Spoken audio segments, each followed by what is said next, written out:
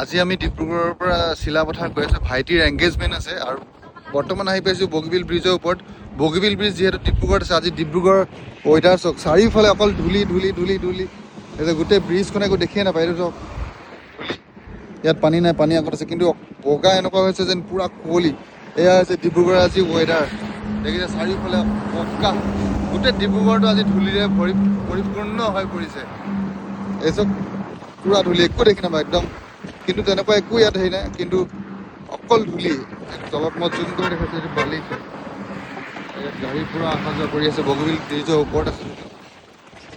মোৰ মোবাইলটো আৰু মানুহটো মই লৰি আছোঁ অট'মেটিক, পূৰা ইমান বেছি ধূলি, পূৰা বতাহ মাৰি আছে চাৰিওফালে। গাড়ী চোৱা কেনেকৈ আহি আছে বগীবিল ব্ৰিজৰ ফালে, একদম বগীবিল ব্ৰিজৰ মাজত আছোঁ আমি। চব গাড়ীটো ডাম্পাৰ চব দূৰ দূৰণিলৈকে একো দেখিয়ে নাপায়, বগা